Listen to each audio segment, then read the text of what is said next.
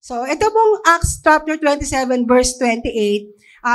Ito po yung talagang papunta na si Paul sa Rome. At nabanggit niya po ito, di ba, sa Acts chapter 19 pa lang, na sinabi niya to, ito ang sinabi ni Paul, nung siya ay nasa Ephesus pa, pupunta siya sa Rome.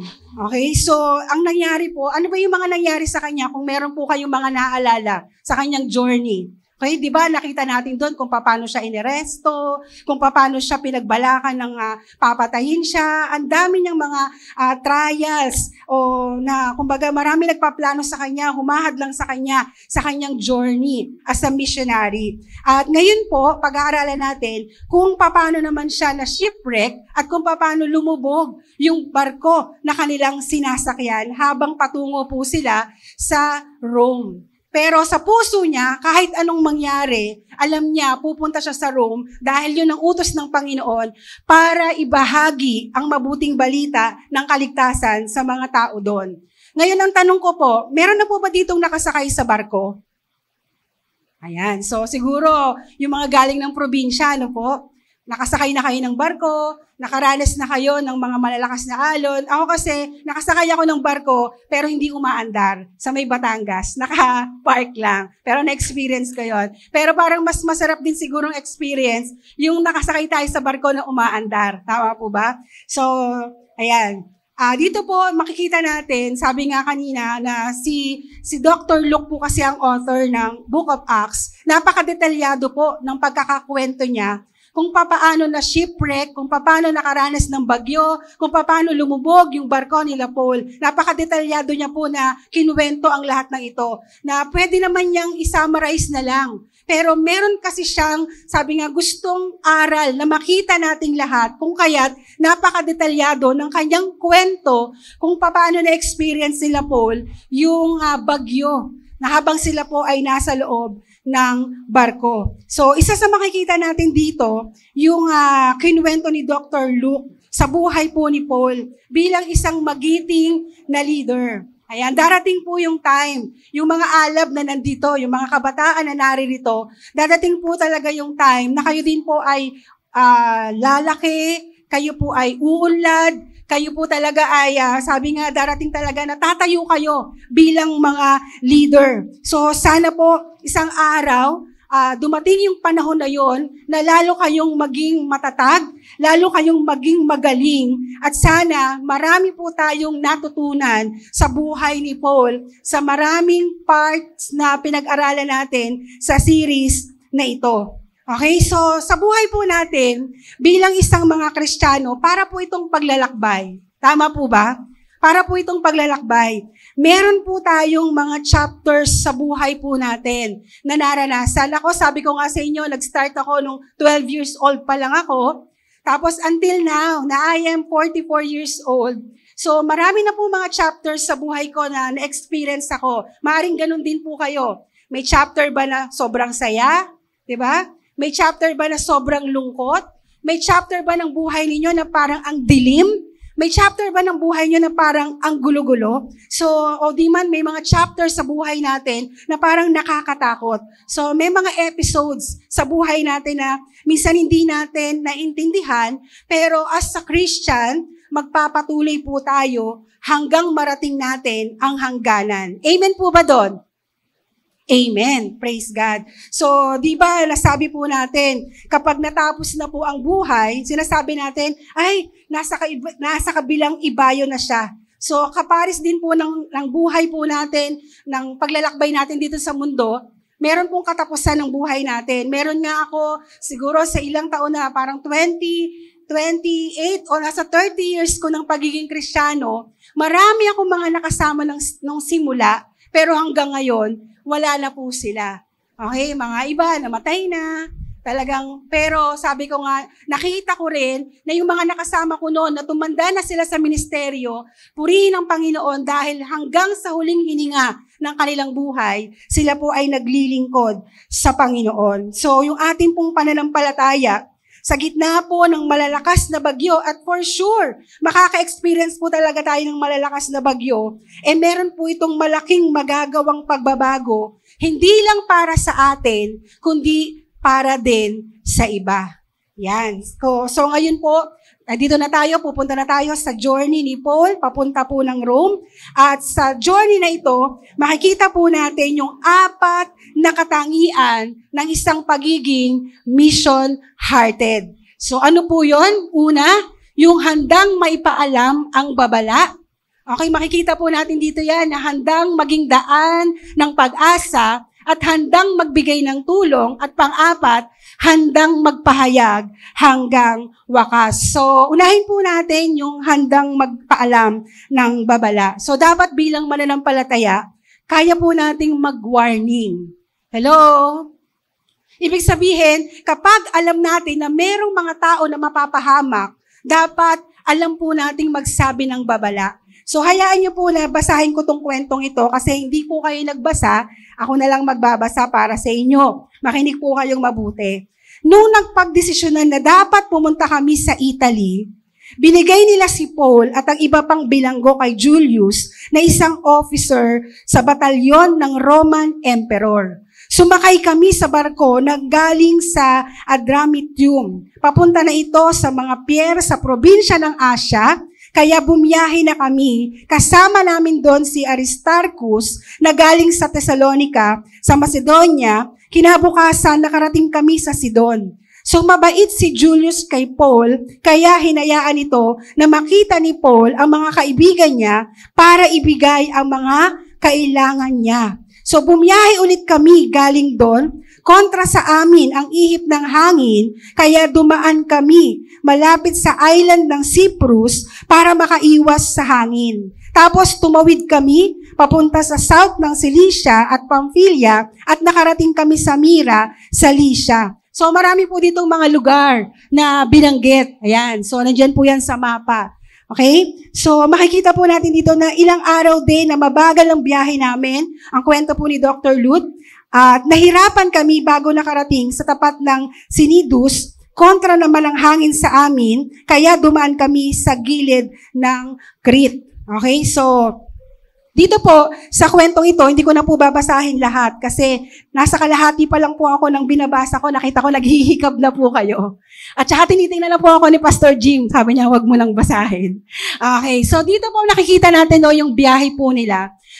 Papunta na sila sa Rome. So dahil meron pong malakas na hangin, sa halip na, ayan, nakita ko kanina to umaga sa kanya kunwari lang. Okay, sa halip na mas madali lang sana yung daan nila, papunta sa pupuntahan nila, pero dahil may malakas na hangin, di ba, hindi po sila padiretso. Tama, Pastor Jim?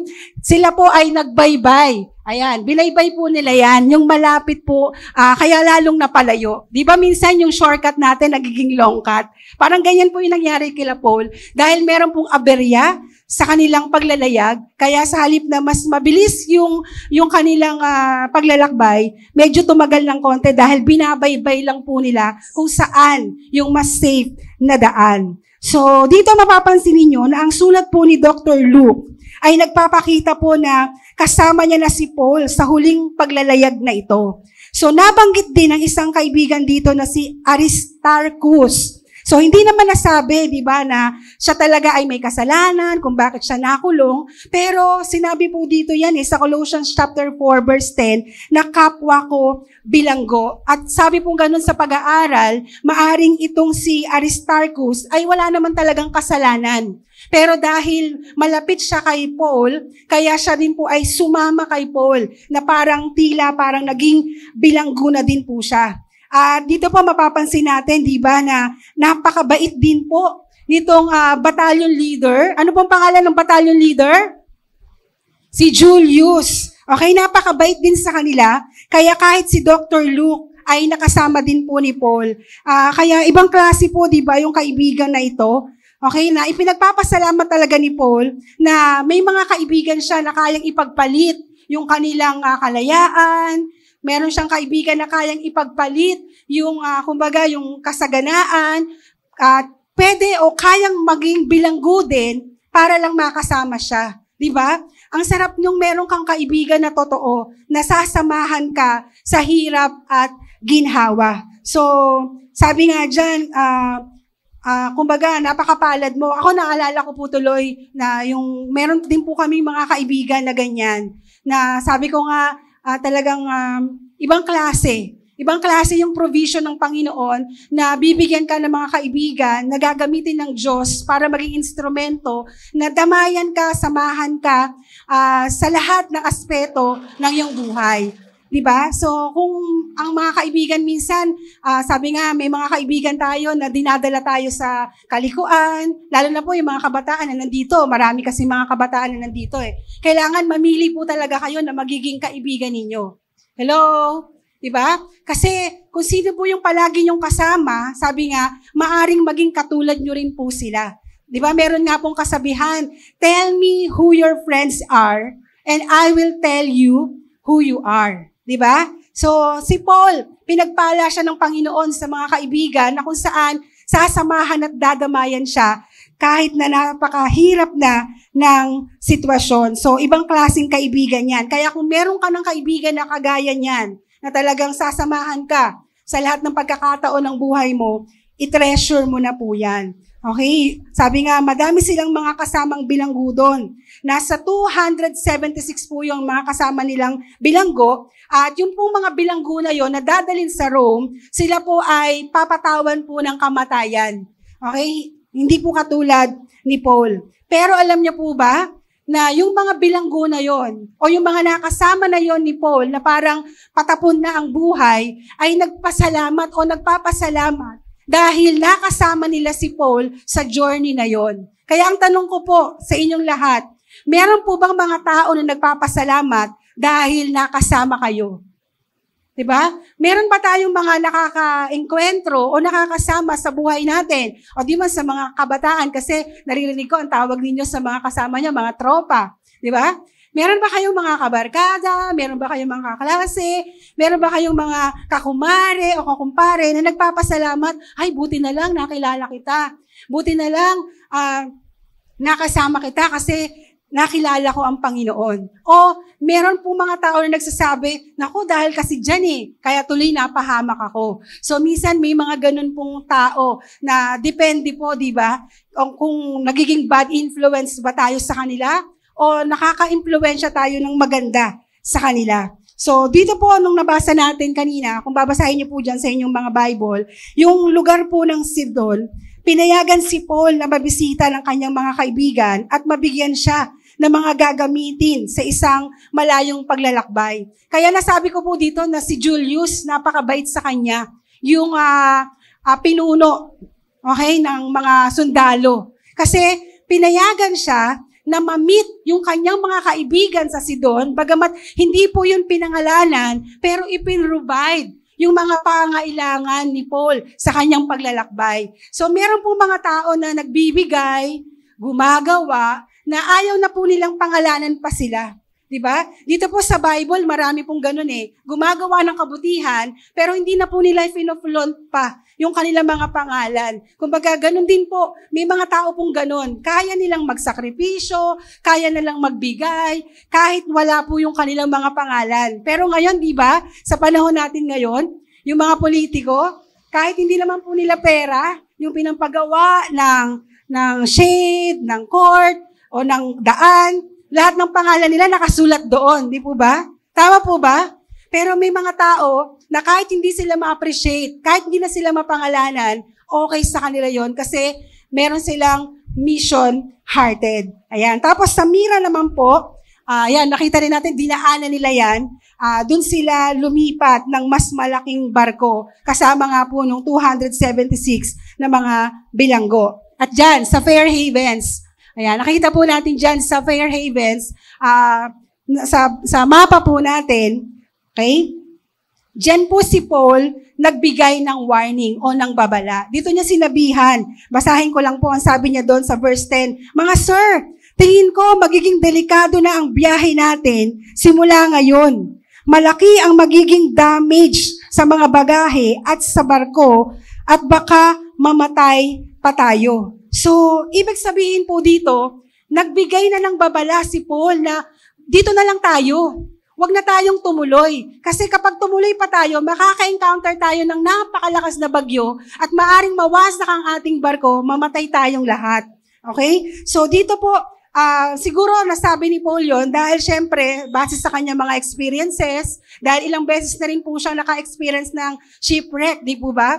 At sigurado po ako, kinausap siya ng banal na spirito, kaya niya nasabihan ng mga warning o babala yung mga kasama niya sa barko. So alam niyo po ba na napakapalad po ng isang tao na may tunay na relasyon sa Diyos?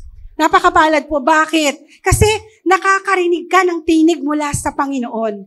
Nakakarinig ka ng warning, no? Talagang nangungusap ang Panginoon sa mga tunay na may relationship sa Diyos. So, kaya ito po si Paul, kinausap niya sila, sabi niya gano'n, wag na po tayong tumuloy, di ba? Nagbigay siya ng babala. Pero, ang sabi pong gano'n, yung kapitan, yung may-ari ng barko, at saka po si Julius, sila pong tatlo ay nagkasundo-sundo na hindi, kakayanin natin to. Kasi yung kapitan ng barko, di ba, syempre, ang unang concern niyan, alam ko kung malalagay sa alanganin yung barko ko o hindi. Tama po? Kasi siya ang nag-build siya kanya yung barko Siya yung driver nun Yun naman pong may-ari ng barko, di ba? Siyempre, ganun din po yung kanyang concern. Hindi yan masisira kasi mahina lang naman yung hangin. At ganun din po si Julius, maaring expert din po siya sa paglalayag, kaya ang basa niya sa panahon, hindi okay lang yan, kaya tutuloy tayo.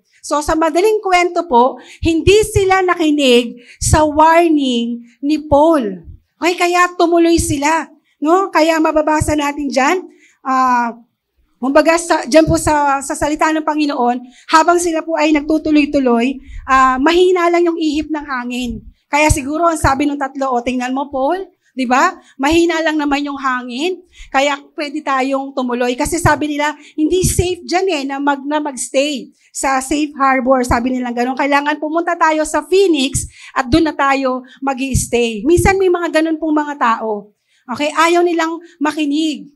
Mas pinakikinggan nila yung mga eksperto. Mas pinakikinggan nila, bihasa na to dito, kaya dito tayo makinig. Pero alam niyo po, di ba makikita natin dito, na napaka-importante po na nakikinig tayo sa salita ng ating Panginoon.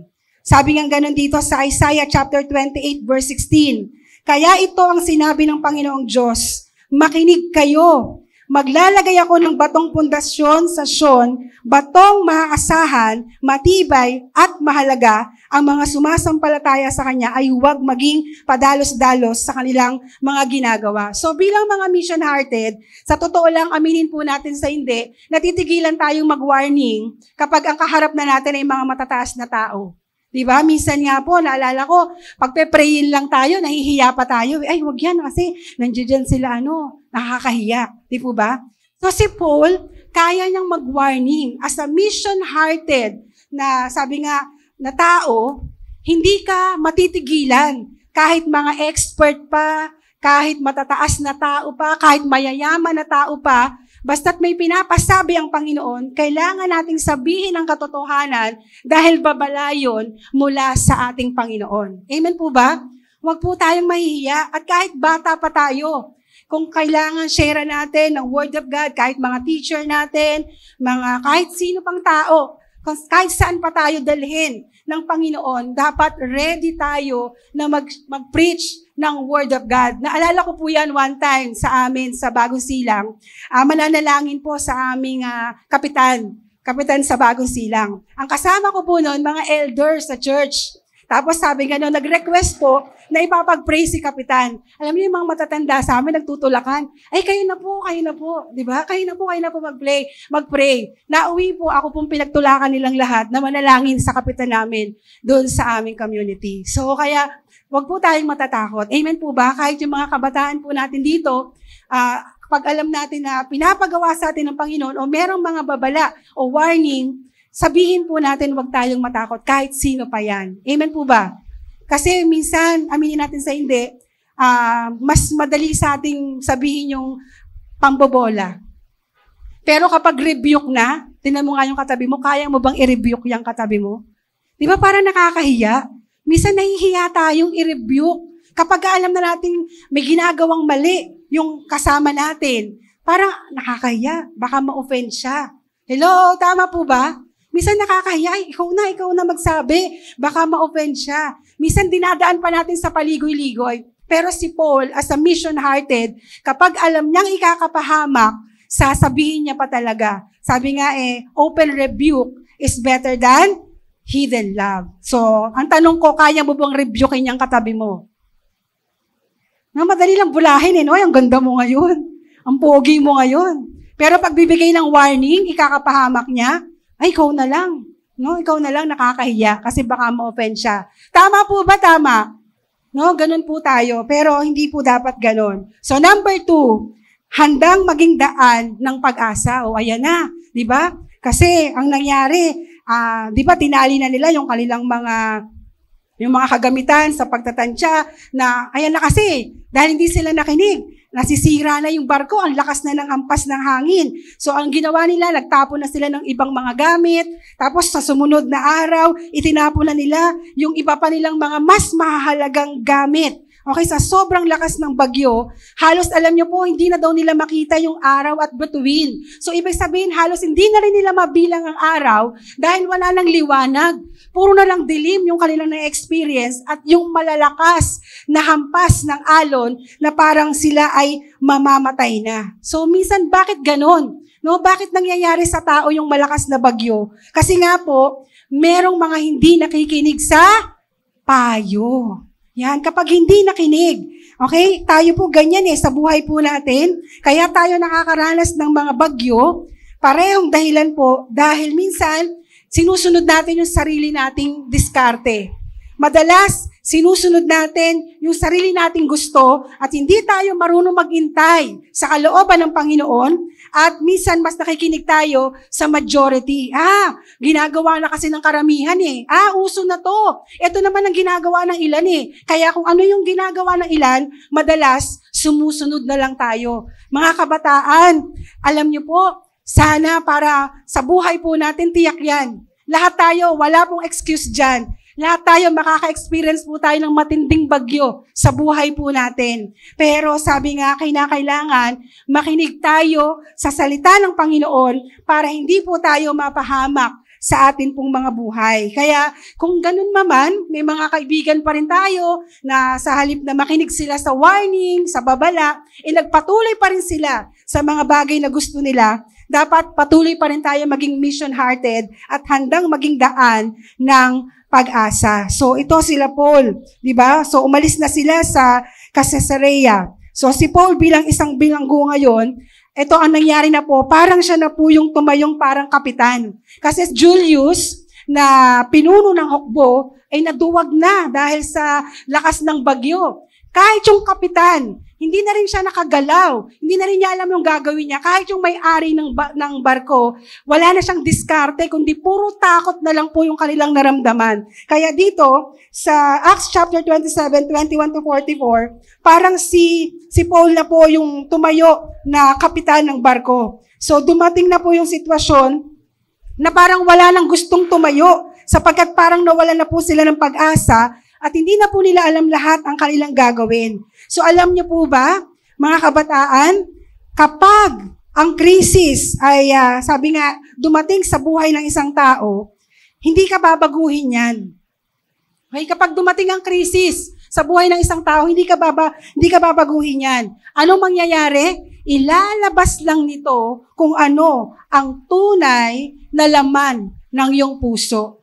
Hello? Kapag ka po mahirap na yung sitwasyon, hindi ka babaguhin yan. Doon lang talaga lalabas yung pagrereklamo. Doon mo makikita, may pasensya ka ba talaga? O mareklamo ka ba talaga? Yan. So, kung may pananampalataya ka ba o wala, doon talaga lalabas yan kapag meron ng malakas na bagyo. So, yan, binibigyan tayo ng literal illustration. Okay? Ano ba yan? Ayan, pinapalabas na po ang puso nyo dyan. Di ba yan? Tagal naman ni Pastora, bumabagyo na. Di ba?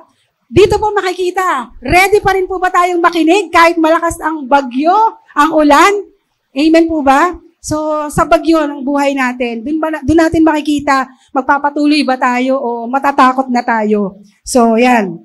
So, lumipas ang ilang araw, basahin ko lang po verse 21, okay, na hindi kami kumakain. Tumayo si Paul sa harap ng mga tao at sinabi, dapat nakinig kayo sa akin at hindi ka tayo umalis sa Crete.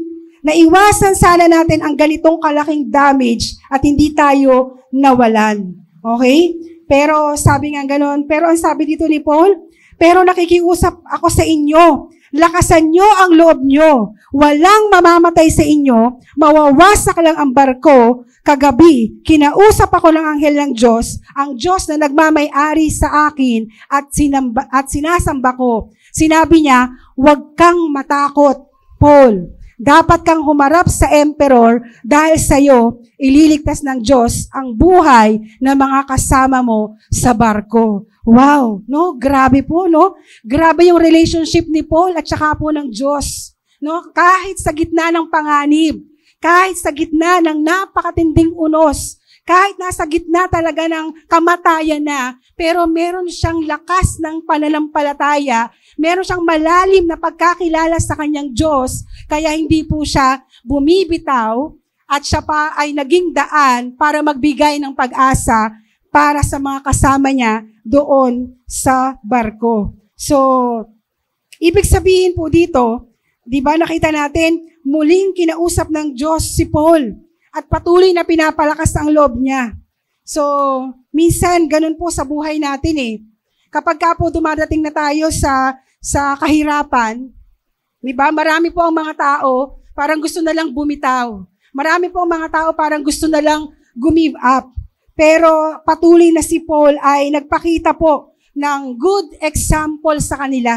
Nagpakita siya ng magandang huwaran kung paano mabuhay ang isang tao na merong misyon. Okay? Na merong pananampalataya sa Diyos na kahit marami ng pagsubok, nagbigay po siya ng example kung paano dapat gawin. Sabi diyan, basahin ko lang po yung verse 33.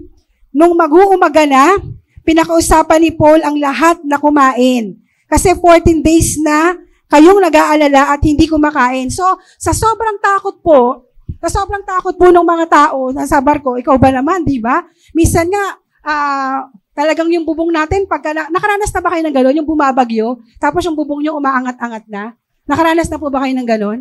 Di ba? Sa probinsya, naranasan ko yun eh. So, kasi hindi naman tayo nakasakay sa barko, hindi ko nagagawang ilustrasyon yun dahil hindi yun ma-imagine. Yung bahay na lang natin na parang hinahampas na bumubuka-buka yung bagyo, tapos yung malakas na ibang klase. Di ba? Parang hindi ka makatulog din eh pag ganun. Hala, lakas ng bagyo. Di ba? Parang tataas na yung baha. Sabi ni Ate Deli, hanggang talampa ka na, nasa tuhod na, mamaya di ba? Hindi ka talaga makakatulog, hindi mo talaga alam gagawin mo. By land pa yan. Di ba? Nasa land pa tayo. Nakakatakot na. How much more yung napakalalim na karagatan? Di ba? Yung hindi mo alam na, grabe, napakaitim ng palibot. Tapos halos wasakin yung barko na sinasakyan mo. Pero kaya yung mga tao doon, halos hindi sila makakain. Di ba may mga tao po na kapag ka po may malaking problema, halos hindi makakain. Tama po? Meron naman yung kain ng kain. Di ba? Iba naman yun, di po ba? Pero may mga tao talaga na kapag may problema, halos maging butot balat na. May kilala po ako na ganyan. Sa sobrang pag-iisip, hindi na talaga makakain. Kaya ano po ang sabi ni Paul? No, sabi niya gano'n, magkumain kayo. Di ba? Magpakalakas kayo. In-encourage ni Paul. Anong ginawa niya? Tinaas niya gano'n yung pagkain. Tapos ipinanalangin niya at pinaghati-hatian niya para sa lahat. So, ano po yung aral na itinuturo po sa atin dito? Ano po yung matututunan natin dito? Na kapag meron daw pong pagkain, wala namang may McDo dito eh. Nasa script yun. Okay? Na kapag meron daw pong pagkain, masarap i-share yan. Hello? Amen po ba? Sabi nga gano'n eh. Masarap naman talaga ng milk tea, di ba? Wow, milk tea. Bala kayo dyan. 20 tayo piraso dito. Ako, nagmi-milk tea ako, tsaka kumakain ako ng burger. Di ba? Pero kung meron kang 100 pesos, di ba? Kung ibibili mo nga naman yan ng tinapay na yun, kababayan ba yun? Yun. Di ba? So, lahat pa tayo nakakain. So, yun po yung tinturo ng Panginoon dito na marunong tayong mag-share. Di ba? Siguro naman, ikaw ba, ate, ewan ko lang, no po? Pero napakasarap po talaga na kaya nating magbahagi, kaya nating mag-encourage, kaya nating magpalakas para sa iba. Na-encourage yung mga tao na nandun sa barko. Nung nanalangin si Paul, binahagi niya yung mga pagkain sa kanila. Sila po ay talagang lumakas. Na-encourage po talaga sila. Okay, ito po yung tunay na nakalooban ng Panginoon. Ano pa po yung makikita natin dito? Di ba? Ayan. Ang iba pong tao, gustong-gusto ng pagbabago, pero wala namang ginagawang bago. Yan. So, minsan may mga ganun po talaga eh. Pag gusto natin ng changes, dapat magsisimula talaga yan sa sarili natin at meron na lang po yung epekto para sa iba. So, si Paul po naghanda para sa pagbabago. Okay? Kaya sabi niya, kumain tayo, maghanda tayo. Hindi yung kapag ka may problema, magmumukmuk na lang tayo, tapos bukang bibig ng mga kabataan na de-depress ako. Diba? So, ganun po yung bukang bibig naman, ay, ang hirap naman ng pagiging senior high. Ang hirap naman ng pagiging college. Pero dapat, sabi nga, pinaghahandaan po natin yung mga mahihirap pa na mangyayari o ma-encounter natin. Amen po ba? Ngayon, maghugas na lang ng plato, yung mga kabataan, parang pinag-araro mo na. Diba? Sabihin mo lang anak, likpitin mo yung hinigaan mo. Parang inuutos mo sa kanya, magtanim ng 1 hektaryang palay. Hello? Yung mga kabataan ngayon, diba? Anak, pakihugasan mo nga lang tong kinainan mo. Parang yung kamay mapuputol na. Parang pagod na. So anong future? Anong hirap pa ang kaya nating malampasan kung yung mga simpleng bagay pa lang sa loob ng tahanan, mga simpleng bagay pa lang na pinapagawa sa atin, training sa atin, nahihirapan na po tayo. Hello? Yung may mga nanay naman, ay naku, pinapawisan yung likod ng anak ko, wag kang maghugas, kawawa ka naman. Kawawa po talaga. Hello? Kawawa po talaga. Kapag ang mga batang yan, di ba? Buti kung may kapangyarihan po kayo, na pag tinitigan mong ganun yung lamesa, malilikpit yan. Di ba? Buti kung may kapangyarihan po kayo na ang daming tambak na hugasan, o maghugas ka na, nakatingin lang na ganyan, no? May mind, power, di ba? Mahuhugasan ba yon? Hello? Dapat po, may paghahanda. Pinagtitibay po natin ang ating mga sarili para sa mga future, para sa hinaharap, di ba? May kinabukasan. Amen po ba? Hindi lang siya, alam mo, si Paul, makikita natin dito, hindi lang siya magaling eh. Pero sa emosyon, sa pakikipag-ugnayan, sa lahat ng aspeto, meron po tayong matututunan sa buhay po ni Paul. Di ba? So, anong ginagawa mo ngayon para palakasin yung katawan mo? Hello, nakakalungkot po talaga. Kaya po ang dami-daming may sakit ngayon kasi pinababayaan po talaga ng mga kabataan ang mga sarili nila. At hindi lang po mga kabataan. Meron po akong nakausap nung last Sunday, nasa 20 plus pa lang siya. Pero alam niyo po, sabi niya sa akin, patawarin siya ng Panginoon dahil sa kanyang sipag naman. Dahil may anak na po siya, may pamilya na siya, pero nasa 27 plus years pa lang yung taon niya. Ang trabaho niya, 2. Tapos nagmamasteral pa siya. Okay? Siya ay teacher, and then nag-call center siya sa gabi. Sabi ko, natutulog ka pa ba?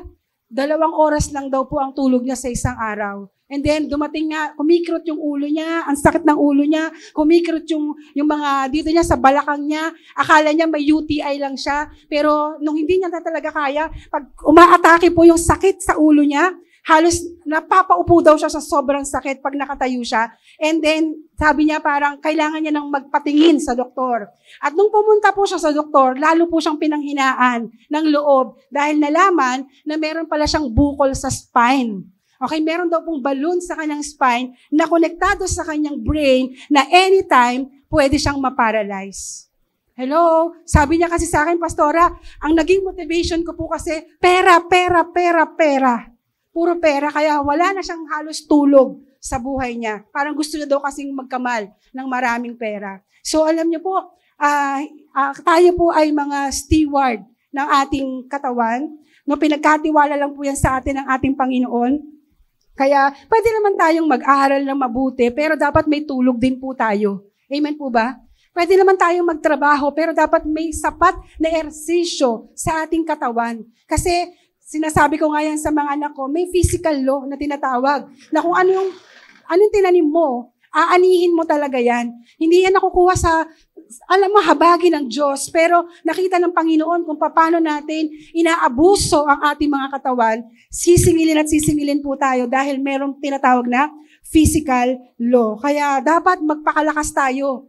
No, kahit na anong ganda ng talino natin, pangarap natin, tapos napabayaan naman natin pala yung physical nating katawan, yung lahat ng pera na natanggap mo, ibabayad mo rin yan sa doktor, mauubos din ang lahat ng yan. Nakuha po ba natin? Nakuha po ba natin? No? So dito, kapag may ganun na, mag-encourage tayo. Kapatid, baka yan ay di ba? Maging daan tayo para maging encouragement sa kanila. Talagang marami tayong sinasabihan dito, magpahinga naman tayo. Marami tayong sinasabihan ng ganyan. At kung naranasan nila yon, i-encourage pa rin natin sila na mag-change tayo ng lifestyle natin. Baka merong mga kailangan mabago sa buhay natin. Ayan. So, dito, sa buhay nila Paul, ayan na. Naranasan na nila yung ilang panahon sila na nasa sa matinding pagsubok. Pero, nakita natin na nagkakaroon na ng pag-asa dahil nakakita na sila ng liwanag. Basahin ko lang po, nung umaga na, may nakitang lupa ang mga crew. So, hindi nila alam kung anong lugar yun, pero napansin nila, may tabing dagat, kaya nagdesisyon sila na kung pwede, isadsad nila yung barko doon. So, pinutol nila ang mga lubid ng angkla at hinayaan na lumubog sa dagat ang mga yon. Inalis din nila ang mga tali sa timon, yung nagko-control sa direksyon ng barko. Tapos, tinaas nila ang mga layag sa unahan ng barko at hinayaan nila ang hangin na itulak ang barko papunta sa tabing dagat. Pero sumayad ang unahan ng barko sa buhangin, kaya hindi ito makaalis sa lugar habang winawasak ng malaking alon ang likuran ng barko. So, pinlano ng mga sundalo na patayin ang lahat ng bilanggo para hindi sila makalangoy. So, dito po, di ba, hindi ko na po lalahatin kasi magbabasa naman na kayo pag uwi nyo mamaya. So, naalala ninyo, di ba, na kapag nakatakas yung mga bilanggo, kung sino yung mga nagbabantay, sila yung sila yung paparusahan, tama? Sila po yung papatayin. Kaya nung gusto na pong tumakas ng mga bilanggo, gusto nang patayin ng mga sundalo, pero sabi nga, ano nangyari? Tulad ng pangako ng Diyos sa kanya, lahat sila ay nakarating naman sa pangpang, hindi naman sila lahat namatay. At sabi dito, ang patuloy na ibinahagi ni Paul yung mabuting balita sa lahat ng kasama niya sa barko, at ang ilan sa kanila ay nanampalataya sa Diyos. So dito makikita po natin sa Book of Acts na ano pa po yung pwede nating matutunan?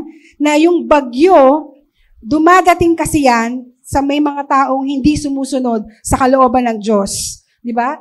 Inaalala natin sa Book of Jonah, si Jonah yung gustong tumakas, kaya di ba na halos makain pa siya, halos kinain na siya nung malaking isda. Di ba? Nagpagewang-gewang din po yung kanilang barko, talaga nagkaroon din talaga ng aberya. So dito naman, yung kapitan, yung may-ari ng barko, si Julius, sila naman yung hindi sumunod sa kalooban ng Panginoon, kaya naman napahamak din silang lahat. So ibig sabihin sa buhay po natin, di ba? Kapag may mga tao na hindi sumusunod sa kalooban ng Diyos, meron po mga tao na naapektuhan sa palibot natin. So, ang ayaw lang naman na tumuloy, si Julius, yung kapitan, tsaka yung may-ari ng barko. Pero lahat sila ay apektado. Minsan sa buhay po natin ganun. Minsan, tatay lang, yung hindi nakikinig sa salita ng Diyos, pero may epekto po yun sa kanyang pamilya. Nanay lang, akala mo ikaw lang yung maapektuhan kasi ikaw lang naman yung may ginagawa. Parang sa tingin mo, hindi naman apektado yung iba. Pero naapektuhan po yung iba.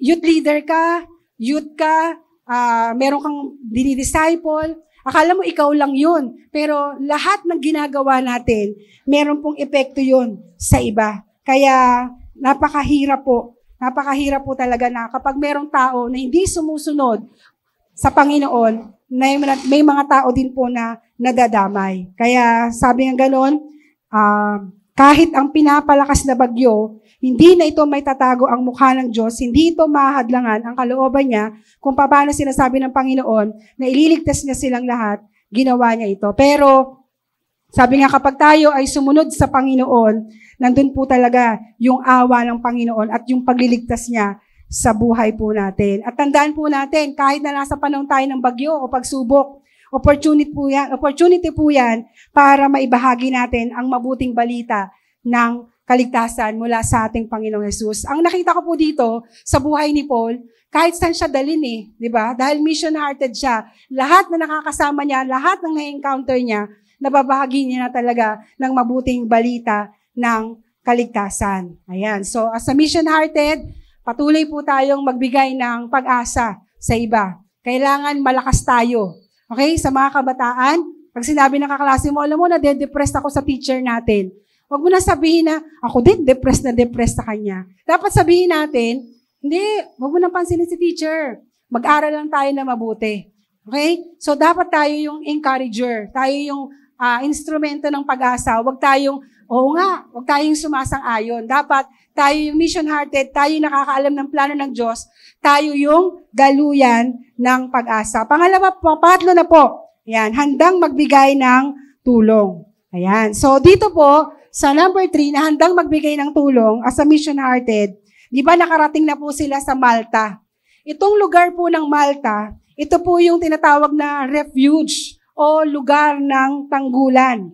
Okay? So, sa mga Romans po, kapag napunta po sila sa isang lugar, at yung mga tao doon ay hindi po marunong magsalita ng Greek, para po sa kanila, ang mga tawag po doon sa mga taong yun ay mga barbarians. Okay, kapag hindi marunong magsalita ng Greek, ibig sabihin, ay, masasamang tao yan.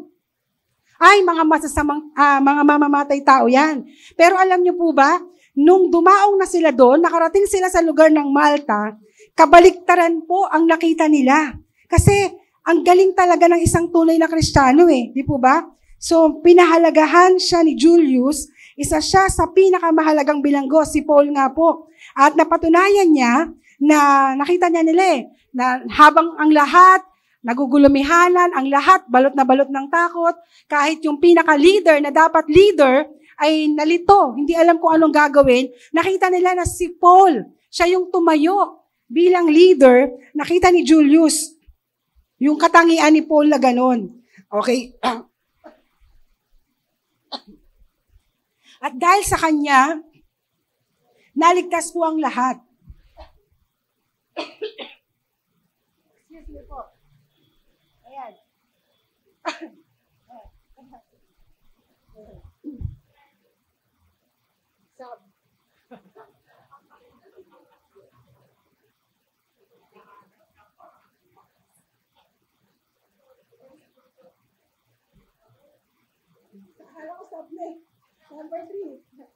Okay.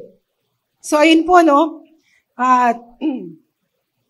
Pero nakita po nila, napatunayan nila, ay, di ba, talagang sinasamahan talaga siya ng Panginoon. Sa buhay po ng isang tao, tunay na mananampalataya, mahahalata po talaga sa atin na tayo ay tunay na Kristiyano sa panahon ng problema. Amen po ba? Sa panahon ng problema, doon talaga mahahalata na sinasamahan talaga tayo ng Panginoon. Kasi, hindi tayo yung tao na parang walang problema yan. Di ba nasabihan na ba kayo ng gano'n? Parang ang aliwalas pa rin ang mukha mo para kahit lahat nag-aalala na. Kasi ganito, ganyan, ang dami na nangyayari. Parang yung isang kapatiran sa Bagong Silang, nung alam niyo po, sobrang masyadong nagnenervyos. Nung nagsabog po yung doon sa Phase 5, yung mga factory ng mga gasol. Di ba? Syempre, sobrang lakas ng sabog noon. Naku po, naiwan, tsinelas, cellphone, kasi akala niya, binobomba na tayo ng China. Kaya ko, grabe naman talaga. Huwag kasi kayo manonood lagi ng balita. Di ba? Akala niya talaga, sobrang ganun po. Pero ang tunay na mananampalataya, yung mission-hearted, kahit anong mangyari, panatag ang muka. Tingnan mo nga yung katabi mo. Amen? Wala na yung pamasahe bukas. Di ba? Wala pa yung mga school supplies. Di ba? Pero panatag lang. God will provide. Amen po ba? Amen po ba? Panatag lang. Kasi alam natin, ang Diyos kasama natin. Hindi niya tayo pababayaan. So, alam nyo, yun yung naaninag ng mga Roman na leader. Okay? Yun yung naaninag sa kanya, nung kapitan, ng barko, yung may-ari ng barko. Hala, grabe naman tong si Paul. Lahat na kami, halos mabaliw na, mag-worry na, pero siya, di ba? Nagpakain pa, mag-encourage pa, Talagang nadudun pa rin talaga. Hindi tayo minsan, makaramdam lang tayo ng konting ano ba yan? Bato, ganyan. Ganun na minsan yung mga tao Hala, talaga, ganto, ganyan. Halos kala mo atakihin na, mamamatay na, sobrang nervyos. Pero mahahalata po talaga ang tunay na may pananampalataya sa Panginoon. Panatag po talaga siya. Kaya yun ang nakita ni Julius kay Paul. Kaya napaka-bait niya kay Paul. 'Di ba? So, at ang nakita po natin dito, kahit na galing sila sa malakas na bagyo, si Paul, pagbaba nila ng Malta, kasi winter na daw, pa-winter na daw nung time na yon, kumbaga sobrang lamig na, yung hospitality ng mga taga-Malta sa kanila, pinagsiga sila ng apoy. Tapos si Paul, tumulong pa siya para mag-gather ng mga kahoy, para lang may pampainit doon sa mga kasamahan na nilalamig. So, dito po sa buhay po natin, o dito po sa church natin, marami pong mga ganyan yung handang magbigay ng serbisyo. Kahit pagod na, di ba? Kahit na matataas nga na tao, hangang-hanga talaga ako sa mga tao na kahit ang tataas ng mga, alam niyo yun, ang tataas ng estado nila, sa trabaho, sa lipunan, kilala sila. Kasi kami po nila Pastor Jimmy, kasama sila Pastor Dennis, nakakasalamuha po kami ng mga tao na matataas talaga na tao. Pero Christian sila. Pero kahit na ang tataas ng kanilang mga posisyon, pero napaka-humble po nila, kaya pa rin nilang mag-lead yung talagang servant heart. Mga yan, nakakita na rin po ako niya sa mga ibang simbahan at marami din po dito, mga abogado, mga doktor, pero nag-a-usher sila, di po ba? Pero minsan, may mga tao po na konti lang yung nagawa, konti lang yung na-achieve, parang ayaw nang gumalaw.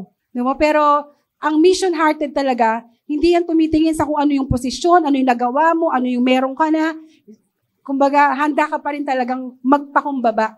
Kahit anong mangyari, kaya mo pa rin magwalis, kaya mo pa rin mautusan. Meron po kasi mga tao, alam niyo yun, ayaw mautusan. Parang, pag nautusan mo, parang babang-baba na ang tingin nila sa kanilang sarili. Na kapag nag-ayos sila ng upuan, parang ang liit-liit na tingin nila sa kanilang sarili. Pagka inutusan mo magkuskus ng CR, parang ang baba-baba na tingin nila sa kanilang mga sarili. Pero yung tunay na may identity ay na kay Kristo. Kahit pag is-isin mo pa yan ng napakaitim na kaldero o kawali dyan, wala sa kanya yon kasi alam niya, ginagawa niya yon para sa Panginoon. Amen po ba? So dito po sa church natin sa Maligaya, sa Bagong Silang, marami po tayong mga kapatiran na ganyan, na sobrang sipag po talaga. So hindi lang sila by talent, by skills, pero by service. Talagang saludo po tayo, hindi po talaga matatawaran. So dito po sa Malta, okay, ang nangyari po dito, talagang warm welcome ng mga taga-Malta. At si Paul po, dahil napaka-humble niya, kaya niya tumulong kahit na pagod na siya sa pinagdaanan niyang bagyo. Ang tawag po doon ay Mind of Christ, di ba? Mind of Christ. At si Paul, hindi nga po siya nalunod sa bagyo, pero may nangyari po dyan sa part na yan. Alam po kung ano nangyari? Di ba? Dahil nga, nagpaapoy sila ng mga kahoy, lumabas naman po yung ahas. At ano na pong ginawa ng ahas? Kinagat po si Paul. Kaya ang sabi ng mga tao sa kanya, hindi nga siya namatay sa bagyo, sa karagatan. Pero hindi naman siya pinalampas ng katarungan, siya naman ay kinagat ng ahas. So minsan ganyan po sa buhay natin. Tandaan niyo po, maraming sasabihin po sa atin ng tao. Okay? Kapag gumawa ka ng ganito, may sasabihin sila. Kapag ganito nangyari sa iyo, may sasabihin pa rin sa iyo ibang mga tao. Kaya sa buhay po natin, di ba, kailangan, sabi nga, nakadiretso lang talaga tayo sa ating Panginoon. So we are not here to please anyone. Hindi tayo nandito, hindi tayo naglilingkod para i-please si leader, i-please si pastor, i-please kung sino pa mang tao, kundi ginagawa natin ang lahat ng ito para sa Panginoon. So yun nga po, dahil si Paul, hindi siya nakaligtas sa trap ng kaaway, nakagat siya ng ahas. Sa buhay po natin, palagi po tayong mananalangin. Kasi sabi nga ganun sa Bible, ang kaaway, palagi po yung nakaabang di ba? Palagi po yan nakaabang. Kapag nakakita lang po yan ng maliit na butas, talagang itatrap niya talaga tayo at lalapain niya talaga tayo. Kaya bilang mga mananampalataya, lalo na po yung mga leaders, lagi po natin silang ipapanalangin. Yung mga ginagamit po dito sa unahan na nagpipreach, no? Ipanalangin po natin ang bawat isa dahil meron po talaga at merong trap ang kaaway. At ito, meron po tayong event, itong isang buong linggo na event. Magpuspusan po ang ating pagbabantay sa pananalangin dahil kung meron pong magandang gagawin ng Diyos, alam naman natin minsan, madalas nagpapapansin din po ang kaaway. Kaya dapat po magbantay tayo sa pananalangin. So dito, di po ba? Si Paul, nakagat nga po siya ng ahas. Kaya ang sabi sa kanya ng mga taga-Malta, inabangan talaga siya. Sabi niya, siguro masamang tao yan. Kaya ganyan niya, kaya nakagat ng ahas yan. Kaya binantayan po nila si Paul kung mapaparalyze ba o mamamatay. Pero lumipas ang ilang panahon, ilang oras, di ba pinagpag lang ni Paul yung kamay niya at natanggal nga po yung pagkakakagat ng ahas at wala namang nangyari sa kanya at hindi naman siya namatay. Kaya ang sabi ng mga tao sa Malta, ay, siguro Diyos siya. No, minsan ganun po di ba?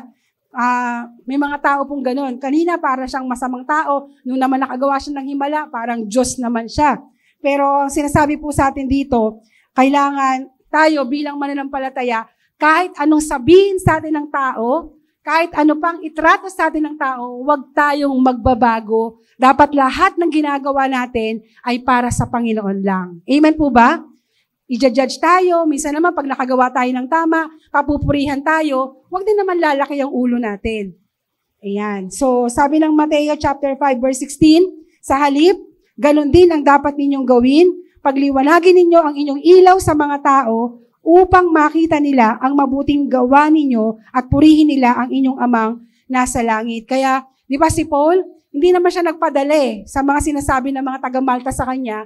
Sa halip, di ba, doon po siya nakapagpagaling. Kasi yung tatay ni Pidius ba yun?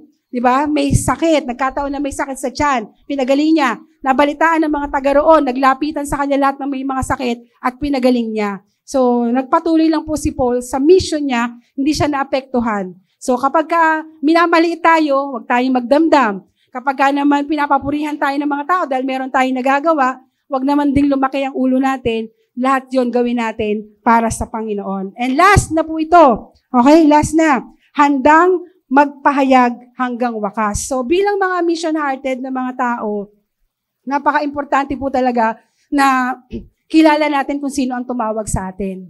Yan, palagi ko itong sinasabi sa mga nakakausap ko po, mga kabataan man, mga kalanayan man, dito po sa church, hindi tayo tropa-tropa lang. Hindi tayo grupo-grupo lang. Hindi tayo barkadahan lang na kapag hindi na umattend yung katabi mo, ay hindi ka na rin a-attend. So, napaka-importante po sa ating journey, sa ating bilang Kristiyano o bilang mga mananampalataya, lalo na po sa mga kabataan na ngayon nag-aalab sa kanilang paglilingkod. Natutuwa po talaga kami sa ginagawa ninyo ngayon sa mga kabataan. Hindi po to barkadahan lang, okay? Dahil grupo kayo, ano ba tawag doon? Mga F4, F5, no? Ay, wala na si F3, kaya ayoko na rin, di ba? O kaya sa mga kananayan, tayo yung mga single ladies, tayo yung mga Charlie's Angels, no? Nakapaglakulangan na kayo ng isa, ayoko na. So, hindi po ganun. So, sa paglilingkod po natin sa Panginoon, ang pinaka-goal po natin dito, yung talagang makilala ng mas malalim na kaparaanan ang ating Panginoong Hesus. At hindi rin tayo pumupunta dito dahil meron tayong benepisyo, meron tayong nakukuha, meron tayong pakinabang na material. Hindi po doon natatapos yon. Kundi ang pinaka-importante po ay ma-encounter natin ang totoo si Jesus bilang Panginoon natin at sariling tagapagligtas. Dahil doon lang po tayo magiging mission-hearted till the end kapag kilala talaga natin si Jesus as our Lord and personal Savior. So, hindi lang tayo nandito kasi bakit ko nasabi yan? Meron kasing mga kapatid doon sa Bagong Silang, no, ikukwento ko sila sa inyo kasi wala naman sila dito. Sabi niya sa akin, marami na po kasi doon mga elders na nagkamatayan na sobrang haba na ng taon doon. Sabi niya, ay, wala, pastora, ayoko na po magsimba kasi wala na po yung mga dati natin mga kasamahan, mga bago na po sila. So, sino ba talaga sinisimbahan nila? Tao ba? O si Lord talaga? So, sana yung pagpunta po natin dito, hindi yan aksidente. Kapatid, hindi aksidente na narinig mo, may nagyaya sa'yo, na nandito ka ngayon. Kaya ka nandito dahil sa Panginoong Hesus. At mas sabi nga kung hahanapin natin siya ng lubusan sa puso natin, masusumpungan talaga natin ang ating Panginoon. Kung hahanapin talaga natin siya. Kung nakapokus talaga kay Jesus ang ating paningin, talagang hanggang wakas. Sabi nga, tayo ay mission-hearted at handa tayong magpahayag hanggang wakas. So dito po, sa kahuli-hulihan ng buhay po ni Paul, patuloy pa rin siya. Nakarating na siya sa Rome. Diba? Nakarating na po siya sa Roma. So ang dami niya ng journey, ang dami niya ng pinagdaanan, ang dami ng hirap na pinagdaanan niya. Tapos finally, nakarating na po siya dito sa Rome. At ang kanyang buong puso na daladala ay para makapagbahagi ng mabuting balita ng kaligtasan. Kaya kahit maraming obstacles na kinaharap siya, diretso lang siya. Hindi siya nagtampo, hindi siya nagmukmok, hindi siya nagdamdam, hindi siya nagmayabang, hindi siya nakaramdam ng kahit ano kasi nakadirekta lang talaga kay Jesus yung focus niya. So, ayun po. So, hindi na po nabanggit dito ni Dr. Luke kung bakit ganun na lang talaga kabait sa kanya si Julius kasi hanggang wakas hanggang huli. 'Di ba nandun talaga si Julius, si Luke, si Dr. Luke kasama niya hanggang wakas. So sabi niya dito, basahin ko na lang po kasi patapos naman ako, meron pa akong 20 minutes eh. Okay? So sabi diyan, pagkalipas ng 3 buwan, sumakay kami sa barko na tinatawag na the Twin Gods. Galing ito sa Alexandria at nagpalipas ng winter sa island ng Malta. Ayan, naano na natin yan. At nakarating kami sa Syracuse at nagstay kami doon ng 3 days. Galing doon, bumiyahe kami at nakarating sa city ng Rhegium. Nung sumunod na araw, umihip ang hangin galing sa south at pagkalipas ng 2 araw, nakarating kami sa bayan ng Putuli. Nakita namin doon ang ilang disciples at nirequest nilang magstay kami doon ng 1 linggo. Pagkatapos, nakarating kami sa Rome. Nabalitaan ng mga disciples sa Rome na dumating kami, pumunta sila para sulubungin nila kami sa market of Appius at sa 3 Inns. Nung makita sila ni Paul, nagpasalamat siya sa Diyos at lumakas ang loob niya. Nung dumating kami sa Rome, hinayaan si Paul na magstay sa isang bahay na may kasamang isang sundalo para bantayan siya. Pagkalipas ng 3 araw, pinatawag ni Paul ang mga Jewish leaders ng lugar na yon para kausapin sila. Sinabi niya sa kanila, mga kapatid, kahit wala akong ginagawang masama sa mga kababayan natin o laban sa mga tradisyon ng mga ancestors natin, hinuli ako sa Jerusalem. Ayan, kinuwento niya, ganon. Nagkwenta po si Paul. Tatalo na lang po ako dito, no? Kasi basahin niyo na lang po para hindi ko nahabaan yung basa ko. So makikita po natin dito na si Paul nga po, okay? Talagang yung goal niya na pumunta sa Rome, kahit anong mangyari, ay nangyari. Pero sa pagpapahayag niya po doon ng salita ng Panginoon, na-encounter pa rin niya may mga tao talaga na hindi pa rin talaga nakikinig. No? Sabi nga dyan sa aklat ng Isaiah, sabi dyan, tama ang sinasabi ng Holy Spirit sa mga ancestors nyo. Sa tulong ni Prophet Isaiah, pumunta ka sa mga taong ito at sabihin sa kanila, makikinig kayo ng makikinig, pero hindi nyo maintindihan. Titingin kayo ng titingin, pero hindi ninyo makikita. Kasi pumurol na ang utak ng mga tao. Tinakpan din nila ang mga tenga nila at pinikit ang mga mata nila. Otherwise, makakakita ang mga mata nila, makakarinig ang mga tenga nila, at makakaintindi ang mga isip nila, at babalik sila sa akin, at pagaganinin ko sila. So dito po talaga, in-exhort na to ni di ba si Jesus, sinabi niya to, si John the Baptist, sinabi niya po to, at eto nga po si Paul, sinasabi niya po ito sa kanila. So, pero sabi nga kahit may mga tao na gano'n, meron po talagang gano'n nakikinig pero hindi naiintindihan. Nakatingin, pero tulog na pala. Hindi naman pala naiintindihan. Diba? Parang ano ba sinasabi dyan? Ano ba nangyayari sa church? Parang hindi talaga nabuksan yung kanilang mga mata. Kasi alam niyo po, hindi naman talaga natin maintindihan ang Word of God by our own might. Yung banal na Espiritu talaga ang magbubukas ng ating mga mata at pangunawa para maunawaan natin ang ang salita ng Panginoon. And you know what? Kung kayo po ay uhaw na uhaw sa salita ng Diyos, kahit sino pang tao na pinaka-boring magturo dito sa pulpito, pero ang puso nyo ay uhaw na uhaw sa salita ng Diyos, meron at meron po kayong makukuha. Meron at meron po kayong maunawaan sa sinasabi ng ating Panginoon. So dito sa journey ni Paul, nag-share lang siya, nagpatuloy lang siya ng pagbabahagi niya. Meron mang tumatanggap o o tinatanggihan ang salita ng Panginoon, okay lang. Kasi ang success na pagbabahagi ng salita ng Diyos, hindi yung napatanggap mo siya o nakonbinsi mo ang isang tao. Kaya marami pong mga Kristiyano ang takot na mag-share ng Word of God kasi ang kinakatakot po nila, naku baka hindi naman siya maniwala. Okay lang yun. Kasi yung fact na tayo po ay nag-share ng Word of God, naniwala siya, tumanggap siya o hindi, success na po natin yon. At least, as a mission-hearted, tinayuan po natin yung panawagan sa atin ng Panginoon na ibahagi ang salita ng ating Panginoon. At dito nga po si Paul, no? Tatalunan ko na po, hanggang sa kahuli-hulihan ng kanyang hininga. Dito sa sinabi po rito, sabi niya ganon, ang buhay ko ay iaalay na. Yan. Di ba? Kasi narating niya na kumbaga kung ano yung kanyang goal, yung kanyang mission, yung kanyang purpose. Kaya sabi ni Paul sa huling bahagi ng buhay niya, ang buhay ko ay iaalay na dahil dumating na ang panahon ng pagpanaw ko.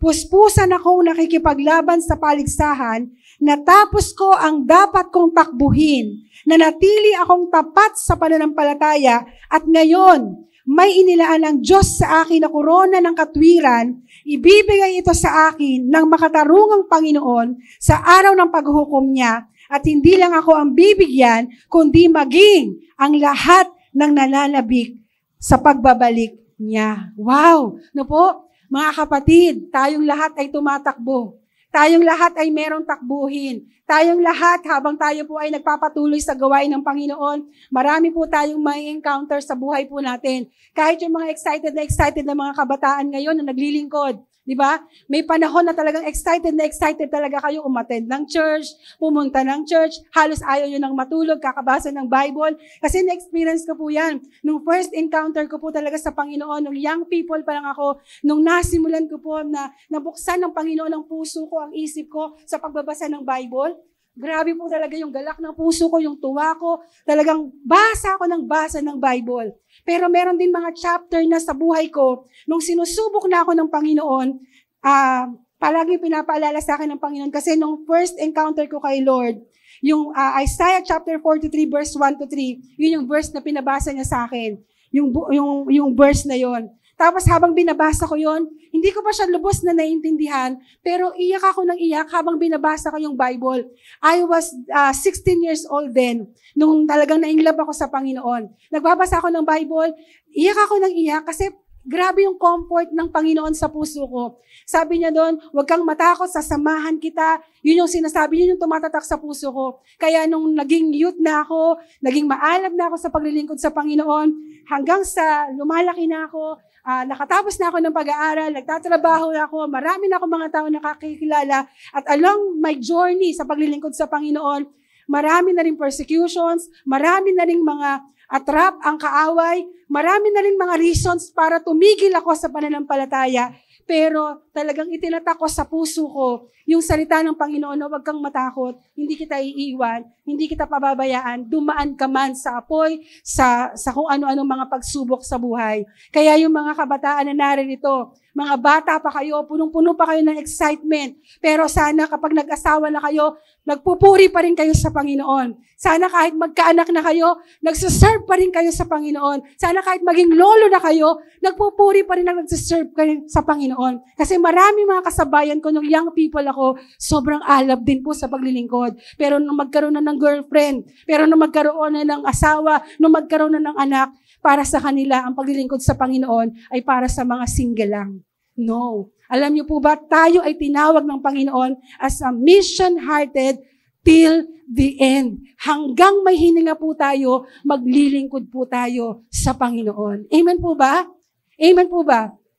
Amen. Kaya patuloy po na ito yung itinuturo po sa atin. Talagang lagi tayong malakas at matatag. At dapat, hindi lang tayo lumalakas sa programa, dapat tumitibay at lumalakas tayo, nag-uugat tayo sa salita at pangako ng ating Panginoon. Para kahit ano man ang pagdaanan natin, alam natin yung purpose natin. Alam natin kung sino tumawag sa atin at alam lang natin kung anong pinapagawa ng Panginoon sa atin. Amen po ba? Amen. Kaya ang panalangin po natin dito sa church, bilang mga mission-hearted na tinawag ng ating Panginoon, sabi nga, handa tayong magbigay ng warning. Huwag tayong matigilan. Kapag alam natin na ikakapahamak ng kapatid natin, sabihin natin. Mayaman man yan o sino man yan, i-correct natin. Handa tayong magbigay ng pag-asa. Kung nawawala na sila ng pag-asa, maging encourager po tayo. Okay? Number 3, handa tayong magbigay ng tulong. Kaya ang prayer ko sa mga estudyante, galingan nyo. Asan yung mga estudyante dito? Galingan nyo, anak.